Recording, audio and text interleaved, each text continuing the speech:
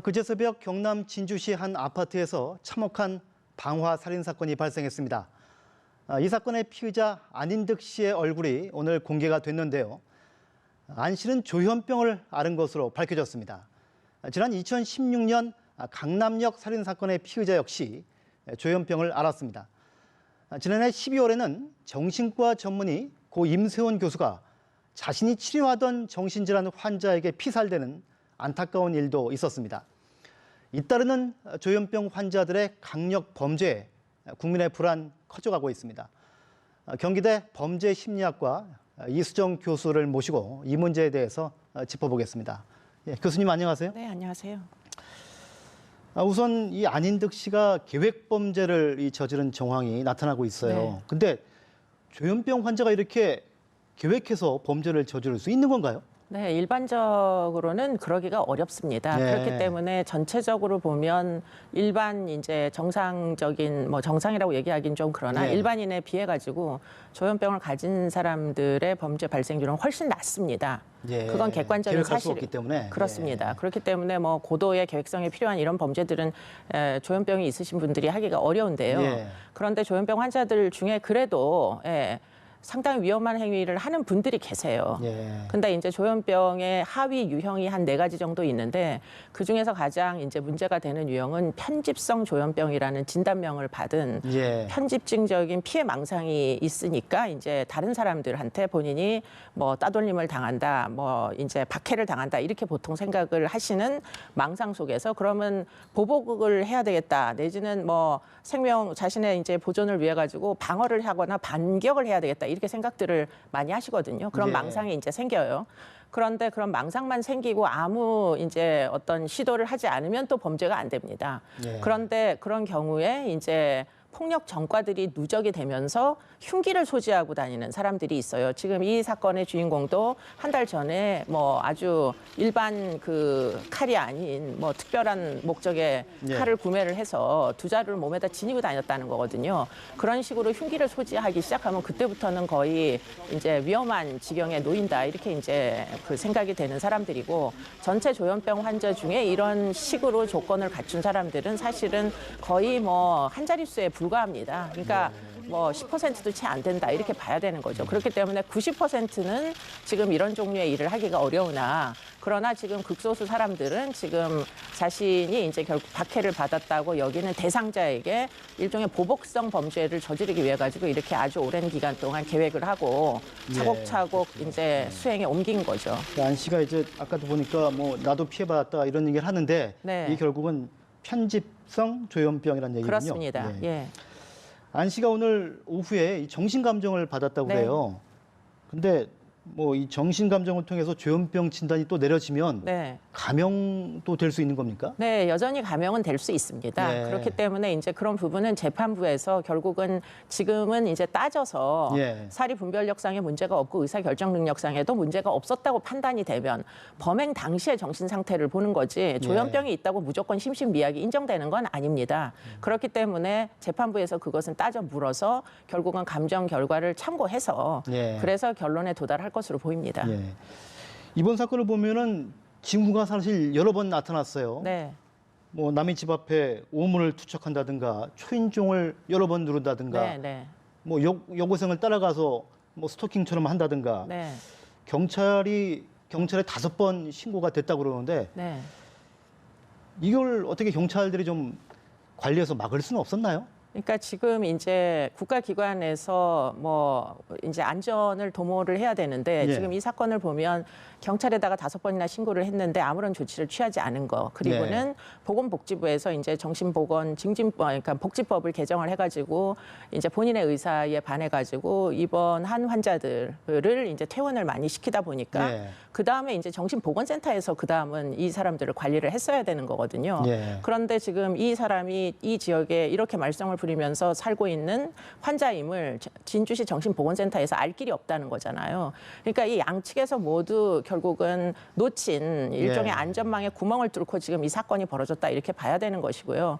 그래서 이제 그런 것들을 막기 위해 가지고 공공의 해악이 되는 위험을 초래할 만한 그러한 이제 조현병 환자들을 경찰이 지금 5번 신고가 됐잖아요. 예. 근데 대화가 되지 않았잖아요. 예. 그러니까 이 사람의 특이성을 경찰이 파악을 해가지고 그래서 정신과 전문의의 이제 감정을 받아가지고 지자체의 장이 뭐 명령을 강제 치료 명령을 입원 명령을 내릴 수는 있어요. 지금 지자체의 장이. 네, 예, 네. 예. 그 이제 그러다 보니까 문제는 이 분들이 모두 정신 뭐 병리를 잘 아시는 분들이면은 그러면은 뭐 실제로 명령을 내릴 수도 있죠. 근데 문제는 경찰 분들도 정신병리에 대해서 잘 모르니까 5번이나 신고가 됐어도 아무 정보가 없으니까 네. 조치를 취하지 않았었고 왜냐하면 한 내용들이 오물투척이나 뭐 밤중에 소리 지르고 뭐 이런 종류의 일종의 경범에 해당하는 것들이거든요. 그러니까 굳이 사건을 뭐 만들지 말고 일단 한번 기다려보자 이렇게 하면서 시간이 지나가다가 사건이 벌어진 것으로 보이고 그다음에는 이제 아까도 얘기한 대로 지자체의 장에게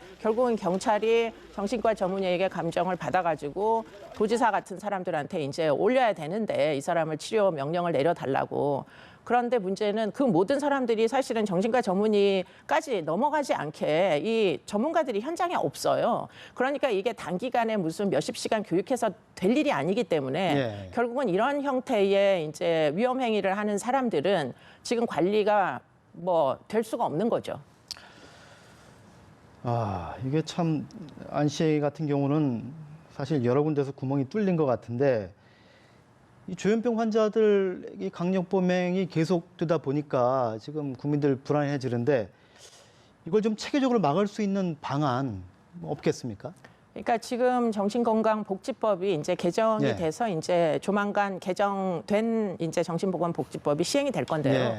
거기에 보면 이제 뭐 그 정신병원에서 퇴원을 할 때 조현병 환자들 중에 위험한 사람들은 예. 그 지역사회 정신보건센터에 본인의 의사에 반하더라도 정보를 이제 전달을 하겠다. 정신보건센터. 네, 예, 예. 그렇게 이제 그 조항이 그 수정이 됐고요. 예. 근데 이제 문제는 그럼 정신보건센터가 적극적으로 나서가지고 이러한 위험한 사람들을 찾아다녀야 예. 되는 거잖아요. 예. 근데 문제는 현재의 정신보건센터의 인력으로는 그게 불가합니다. 이미 뭐 현장 인력보다 너무 많은 일들이 예. 터지고 있다 보니까 지금 사실은 만약에 이 사람이 이 지역에 임대주택에 이런 위험한 행위를 계속 반복적으로 하면서 있다 손 치더라도 지금 진주시 정신보건센터에서 이 사람을 찾아가서 약물을 예. 뭐 먹어야 된다 이렇게 설득할 수 있는 여유가 없어요. 그러니까 정말 많은 인력들을 우리가 진짜 이 전국에 사실 수백 개의 정신보건센터를 만들기는 했거든요. 예. 그런데 뭐 병원에서 퇴원해가지고 정신보건센터로 넘어가는 인력이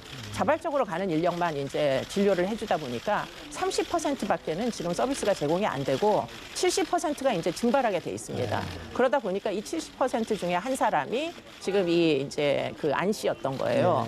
그러니까 이 시스템을 고치려면 일단은 상당한 인력을 빠른 시간 안에 그 현장에 투입을 해야 되고 그 사람들은 찾아가는 서비스를 사실 해야 되는 거예요. 왜냐하면 이 사람들은 자신들이 아프다는 걸 인정을 안 하니까 병식이 없습니다. 그러다 보니까 제발로 병원에 안 오니까 찾아가서라도 찾아가서? 예. 설득을 해서 약물을 계속 복용하도록 그렇게 해야만 되고요.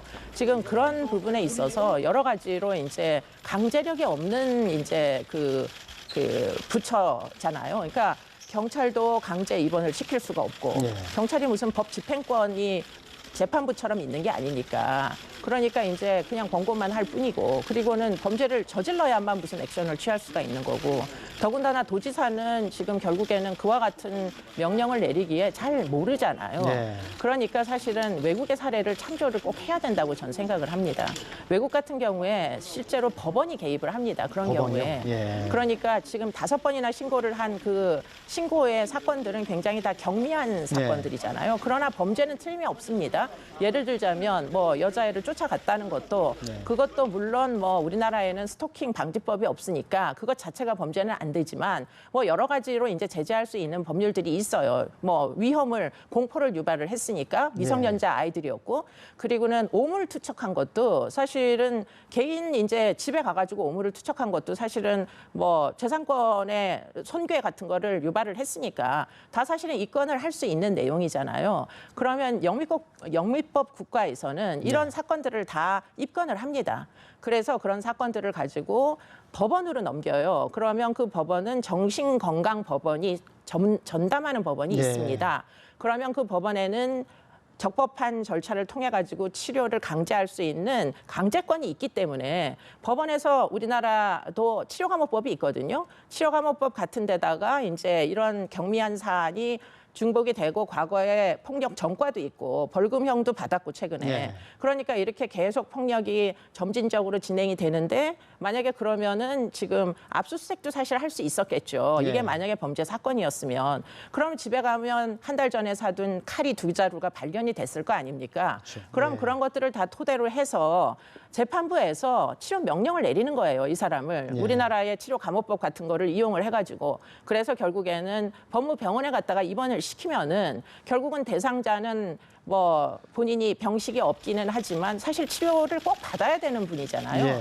그러니까 국비로 치료를 받을 수 있고 지역사회는 그 사람의 위험으로부터 안전하게 생활을 할 수가 있는 거죠. 이 교수님의 해법은 정신보건센터 인원을 대폭 늘리고 법원이 개입해야 된다. 그렇습니다. 이거군요. 네.